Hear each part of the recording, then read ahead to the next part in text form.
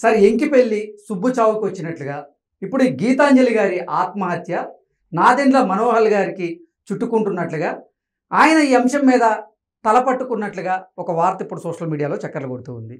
ఏంటి సార్ అసలు గీతాంజలి గారి ఆత్మహత్యకి నాదెండ్ల మనోహర్ గారికి సంబంధం ఏంటి అసలు?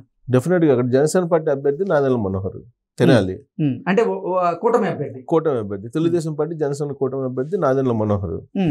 ఆయన ఇప్పటికే తెలుగుదేశం పార్టీ జనసేనని కలుపుకొని అక్కడ కేడర్ని కలుపుకొని పోవాలి అనేటువంటి దాంట్లో తల బొప్పి కడుతుంది ఆయనకి. ఇలాంటి సమయంలో అంటే టీడీపీ కేడర్ ఆయనకి సహకరించట్లేదా లోకల్ గా? అంతే కదా, తెనాలిలో తెలుగుదేశం పార్టీ సీట్ అది. తెనాలి పక్కాగా తెలుగుదేశం పార్టీ గెలిచేటువంటి సీటు. అక్కడ ఆల్రెడీ ఆలపాటి రాజేంద్ర ప్రసాద్ బలమైనటువంటి అభ్యర్థి, మాజీ మంత్రి. తెలుగుదేశం పార్టీలో ఎవరైనా ఒక టాప్ 20 టాప్ 30 పేర్లు చెప్పుకుంటే ఆ 10 పేర్లలో లేకపోతే ఆ 20 పేర్లో 30 పేర్లో వినిపించేది ఆలపాటి రాజేంద్ర ప్రసాద్, మాజీ మంత్రి. ప్లస్ అలాంటి ఆయన్ని పక్కన పెట్టి నాదెండ్ల మనోహర్కి ఇస్తే అక్కడ ఉండే తెలుగుదేశం పార్టీ క్యాడర్ ఒప్పుకుంటుందా? ఈ మధ్యకాలంలో నాదెండ్ల మనోహర్ ప్రచారానికి వెళ్ళినప్పుడు ఆయన మీద దాడి కూడా జరిగింది. అవును, తెలుగుదేశం పార్టీకి సంబంధించినటువంటి వాళ్ళు ఎవరు దాడి చేసేటువంటి ప్రయత్నం కూడా చేశారు. అంటే అంత బలమైనటువంటి క్యాడర్ తెలుగుదేశం పార్టీకి అక్కడ ఉంది. కానీ జనసేన పొలిటికల్ అఫైర్స్ కమిటీ చైర్మన్గా ఆయన ఉన్నాడు, పొలిటికల్ అఫైర్స్ కమిటీకి చైర్మన్గా ఆయన ఉన్నాడు నాదెండ్ల మనోహర్. సో ఆయనేమో నాదెండ్ల మనోహర్ తెనాలే కావాలని చెప్పి కూర్చున్నాడు. సో దాంతో బలమైనటువంటి తెలుగుదేశం పార్టీ క్యాడరు లీడర్లు ఉన్నప్పటికీ తెనాలి నుంచి నాదెండ్ల మనోహర్కి ఇవ్వాల్సి వచ్చింది. అనివార్య పరిస్థితుల్లో ఇవ్వాల్సి వచ్చింది నాదెండ్ల మనోహర్కి. దాన్ని తెలుగుదేశం పార్టీ వాళ్ళు జీర్ణించుకోలేనటువంటి పరిస్థితి అక్కడ కనిపిస్తుంది. అలాంటి సిచ్యువేషన్లో ఈయన ప్రచారానికి వెళ్ళి అఫీషియల్గా అనౌన్స్ చేసింది జనసేన తెలుగుదేశం పార్టీ కూటమి ఆయన అభ్యర్థిత్వాన్ని అనౌన్స్ చేసింది. అలాంటి పరిస్థితులు ఆయన ప్రజల మధ్యకి వెళ్తున్నటువంటి క్రమంలో తెలుగుదేశం పార్టీ వాళ్ళేమో ఇంకా నాదెండ్ల మనోహర్ అభ్యర్థిత్వాన్ని జీర్ణించుకోలేకపోతున్నారు. ఒకవైపు చంద్రబాబు నాయుడు చెప్తున్నారు, రోజు టెలికాన్ఫరెన్స్లో చెప్తున్నారు. తర్వాత క్యాడర్ని అక్కడ ఉండే లీడర్ని కూడా కొంతమందిని పిలిచి చెప్తున్నారు, లేదు ఖచ్చితంగా రాష్ట్ర ప్రయోజనాల కోసం మీరు కలిసి పనిచేయాల్సిందని చెప్తూ ఉన్నారు. ఎంత చెబుతున్నప్పటికీ కూడా అక్కడ తెలుగుదేశం పార్టీ నరాన జీర్ణించుకోకపోయినటువంటి వాళ్ళు ఉన్నారు. బలమైనటువంటి నియోజకవర్గం తెలుగుదేశం పార్టీకి. జనసేనకి ఓటేయండి అని చెప్పి అంటే సైకిల్ గుర్తు కాదు గ్లాస్ గుర్తుకు ఓటేయండి అని చెప్తే ఇంకా కూడా వాళ్ళు ఇంకా ట్రాన్స్మిషన్ కాలేనటువంటి పరిస్థితుల్లో ఉన్నారు చాలా మంది. అలాంటి పరిస్థితుల్లో నేను ప్రచారానికి వెళ్ళినప్పుడు ఆయన మీద దాడి చేయడం జరిగింది. ఎందుకంటే తెలుగుదేశం పార్టీకి అన్యాయం చేస్తామని చెప్పి నాదెండ్ల మనోహర్ మీద దాడి చేశారు.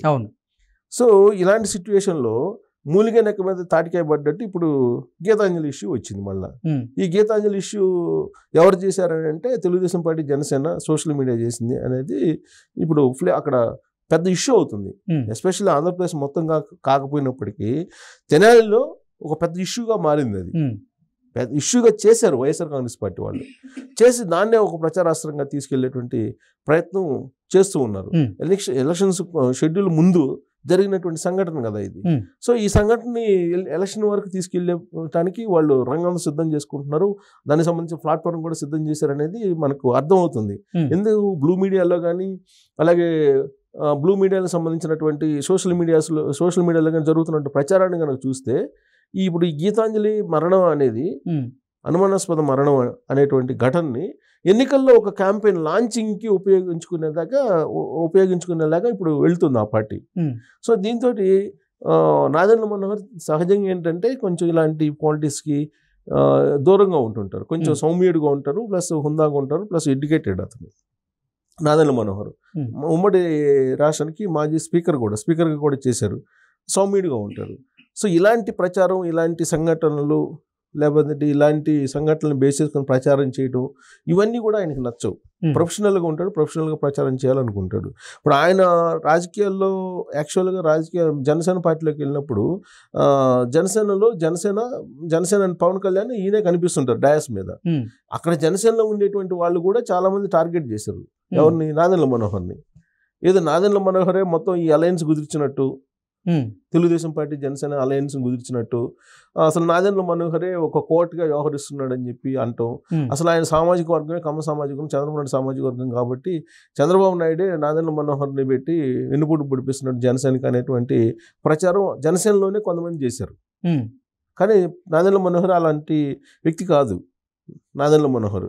సో అప్పుడు నాదెండ్ల భాస్కర్ రావు ఎన్టీ రామారావుకి ఎన్నుపోటు పొడిచినట్టే పవన్ కళ్యాణ్కి నాదెండ్ల మనోహర్ ఎన్నుపోటు పొడుస్తారు, ఇలాంటి కామెంట్స్ జనసేనలోనే చాలా ఎదుర్కొన్నాడు అవును మనోహర్. కానీ ఇన్ని విమర్శలు వచ్చినా కానీ వాళ్ళిద్దరి మధ్య ఉన్నటువంటి అండర్స్టాండింగ్స్ ఏదైతే ఉన్నాయో పవన్ కళ్యాణ్కి నాదెండ్ల మనోహర్కి వాళ్ళిద్దరి మధ్య ఎలాంటి భేదాభిప్రాయాలు రాలా. పైగా డయాస్ మీద చాలా క్లియర్గా చెప్పారు, నాదెండ్ల మనోహర్ని ఏమాత్రం విమర్శిస్తే అలాంటి వాళ్ళు నా జనసేన పార్టీలో అవసరం లేదని చెప్పి పవన్ కళ్యాణ్ అనేక సందర్భాల్లో చెప్పారు. అయినప్పటికీ కూడా జనసేనలో ఉండేటువంటి కొంతమంది వైసీపీ కోవట్లు ఎవరైతే ఉన్నారో, జనసేనలో చాలా మంది వైఎస్ఆర్ కాంగ్రెస్ పార్టీ కోవట్లు ఉన్నారు, వాళ్ళు ఏదో రకంగా నాదెండ్ల మనోహర్ని టార్గెట్గా చేసి జనసేన పార్టీని బలహీనపరచాలని చెప్పి ప్రయత్నం చేశారు. సో ఇప్పుడు జనసేన పార్టీలో ఉన్నటువంటి వైఎస్ఆర్ కాంగ్రెస్ పార్టీ కోవట్లు ఎవరైతే ఉన్నారో వాళ్ళు ఇప్పుడు ఈ గీతాంజలి మరణాన్ని దీన్ని కూడా రాజకీయంగా నాదెండ్ల మనోహర్ చుట్టి ఏదో ఒక రకంగా అక్కడ వైఎస్ఆర్ కాంగ్రెస్ పార్టీని గెలిపించాలనేటువంటి ప్రయత్నం చేస్తున్నారు. సో ఇలాంటి సిచ్యువేషన్లో ఒకవైపు ఏమో తెలుగుదేశం పార్టీని కలుపుకొని వెళ్ళలేనటువంటి పరిస్థితుల్లో నాదెండ్ల మనోహర్ ఉన్నాడు, ఇంకొక వైపు ఏమో వైఎస్ఆర్ కాంగ్రెస్ పార్టీకి అనుకూలంగా ఉన్న జనసేన సంబంధించినటువంటి వాళ్ళు ఉన్నారు. వాళ్ళని ఏం చేయాలనేది అర్థం కాని పరిస్థితుల్లో ఉన్నాడు నాదెండ్ల మనోహర్. ఇలా ఒక రకంగా ఇంట బయట రెండు చోట్ల ఆయనకి వ్యతిరేకమైనటువంటి పరిస్థితుల్లో ఇప్పుడు ఈ సంఘటన జరగడం అనేది కొంత ఆయనకి రాజకీయంగా ఇబ్బంది కలిగేటువంటి అంశం. ప్లస్ ఇది ఇప్పుడు కోర్టులు ఎక్కువైపోయారు. ఇప్పుడు జనసేనలో వైఎస్ఆర్ కాంగ్రెస్ పార్టీకి సంబంధించినటువంటి వాళ్ళు చాలా మంది ఉన్నారు. అలాంటి వాళ్ళని ఐడెంటిఫై చేయడం పెద్ద సవాలుగా మారింది ఇప్పుడు నాదెండ్ల మనోహర్కి అనేది. ఆ పార్టీలోని చర్చ జరుగుతుంది. ఇంకా తెలుగుదేశం పార్టీని కలుపుకొని పోవాలంటే ఇప్పుడు అక్కడ ఉన్నటువంటి ఆలపాటి రాజా దగ్గరుండి, రాజేంద్ర ప్రసాద్ దగ్గరుండి ప్రచారం చేయాలి. ఆయన కూడా ప్రయత్నం చేస్తున్నారు, దగ్గరుండి ప్రచారం చేయించి నాదెండ్ల మనోహర్ని గెలిపించాలి, పొత్తు ధర్మాన్ని పాటించి విజయవంతం చేసేలాగా చూడాలని చెప్పి ఆయన కూడా ప్రయత్నం చేస్తున్నాడు. అయినప్పటికీ కూడా తెలుగుదేశం పార్టీ క్యాడరు ద్వితీయ శ్రేణి తృతీయ శ్రేణి కలిసి రావటానికి టైం పడుతుంది అక్కడ. ఎందుకంటే అక్కడ బలమైనటువంటి క్యాడర్ ఉంది కదా. సో కలిసి రావడం అనేది అంత ఈజీ కాదు, టైం పడుతుంది. ఇలాంటి టైం బట్టి ట్రాన్స్మిషన్ పీరియడ్లో ఈ గీతాంజలి సంఘటన రావడం అనేది ఒక బ్రేక్ పడినట్టు అయిపోయింది నాదెండ్ల మనోహర్కి. ఒక పెద్ద బ్రేక్ పడినట్టు అయింది. దీన్ని మళ్ళా ఛేదించుకొని బయటకు వచ్చి మళ్ళీ ఆయన రాజకీయాల్లోకి ముందు అడుగు వేయాలంటే కొంత టైం పడుతుంది. అందుకే అసలు ఈ అంశాన్ని ఎలా అధిగమిస్తారు సార్ ఆయన? సో ఈ అంశాన్ని అధిగమించాలంటే ఫస్ట్ ఇప్పుడు వైఎస్ఆర్ కాంగ్రెస్ పార్టీకి సంబంధించినటువంటి వాళ్ళు ఒక ఇద్దరు మొత్తాన్ని నడిపారు ఈ ఎపిసోడ్ని అని చెప్పి అంటున్నారు కదా. ఆ ఇద్దరు బయట రావాలంటే ముందు వీళ్ళు తెలుగుదేశం వాళ్ళు కూడా అంటుంది అదే, జనసేన వాళ్ళు కానీ తెలుగుదేశం వాళ్ళు కానీ తెనాలిలో ఉండేటువంటి వాళ్ళు ఏమంటున్నారు, ముందు అసలు తెనాలిలో సీసీ ఫుటేజ్ బయటికి తీయండి, తెనాలి రైల్వే స్టేషన్లో ఉండే సీసీ ఫుటేజ్ తీయండి, ఆవిడ అసలు రైలు కింద పడ్డారా, రైలు కింద తోసారా ఎవరన్నా, అసలు ఏం జరిగింది అనేది బయటకు వస్తుంది. ఇప్పటికే కొంతమంది అనుమానిస్తూ అరెస్ట్ చేశారు పోలీసులు, నిజాయితీగా మీరు విచారణ చేయండి అని చెప్పి చెబుతున్నారు. అది కనుక బయటకు వస్తే ఇమీడియట్గా అసలు ఏం జరిగింది అనేది పోలీసులు కనుక చెప్పగలిగితే దాన్ని ఇమీడియట్గా దీని నుంచి బయటకు పడచ్చు ఎవరు, నాదెండ్ల మనోహర్. బయట పడటంతో పాటు అది అడ్వాంటేజ్ కూడా అయ్యేటువంటి అవకాశం, నిజాలు బయటకు వస్తే, నిజాలు ఏం జరిగింది అనేది బయటకు వస్తే అడ్వాంటేజ్ కూడా అయ్యే అవకాశం ఉంది. కానీ ఆ లోపల ఇప్పుడు వైఎస్ఆర్ కాంగ్రెస్ పార్టీ ముందుకెళ్ళిపోతుంది కదా, ఈ గీతాంజలి మరణాన్ని చూపించేసి ప్రజల్లో సానుభూతి క్రియేట్ చేసుకునే ప్రయత్నం చేస్తుంది. సో దాన్ని ఇమీడియట్గా ఛేదించాలంటే నాదెండ్ల మనోహర్కి ఇప్పటికిప్పుడైతే సాధ్యం కాదు. ఒకవేళ పోలీసులు కనుక ఈ కేసుని సీరియస్గా తీసుకొని ఇన్వెస్టిగేషన్ చేసి నిజాలను కనుక బయట పెట్టగలిగితే అది అడ్వాంటేజ్ అవుతుంది. అప్పుడు నాదెండ్ల మనోహర్ బయటపడేటువంటి అవకాశం ఉంది. లేదంటే ఈ సింపతి వేవ్ ఏదైతే ఉందో, సింపతి వ్యవహారం, ఈ సింపతి దాన్ని కొంచెం పెంచుకునే దానికి ప్రయత్నం చేస్తుంది వైఎస్ఆర్ కాంగ్రెస్ పార్టీ. సో దీన్ని గమనించి నాదెండ్ల మనోహర్ అటు తెలుగుదేశం పార్టీ ఇటు జనసేన రెండింటినీ కొంచెం మాట్లాడి రెండు సోషల్ మీడియాని రెండింటిని, అటు తెలుగుదేశం పార్టీ సోషల్ మీడియాని ఇటు జనసేన సోషల్ మీడియా రెండింటిని కనుక కలుపుకొని పోగలిగితే కనుక సక్సెస్ అయ్యేటువంటి అవకాశం ఉంది. లేదు ఇప్పుడు తెలుగుదేశం పార్టీ వాళ్ళు చేశారని చెప్పి వైఎస్ఆర్ కాంగ్రెస్ పార్టీ వాళ్ళు అంటున్నారు. కానీ జనసేన సోషల్ మీడియా కూడా ఉంది కదా, జనసేన తెలుగుదేశం పార్టీ సోషల్ మీడియాలు రెండు ఉన్నాయి. సో ఈ రెండు సోషల్ మీడియాలు కలిసి అసలు అక్కడ వైఎస్ఆర్ కాంగ్రెస్ పార్టీ సోషల్ మీడియాలో ఏం జరిగింది, ఆ ఇద్దరు ఎవరు, అసలు ఏం జరిగింది గీతాంజలి విషయంలో అనేది బయటపెట్టి ప్రజల్లో కనుక అవేర్నెస్ కల్పించగలిగితే, ఇప్పుడు లోకేష్ ట్వీట్ చేశాడు, శవాల మీద శవ రాజకీయాలు చేస్తున్నారు వైఎస్ఆర్ కాంగ్రెస్ పార్టీ వాళ్ళని.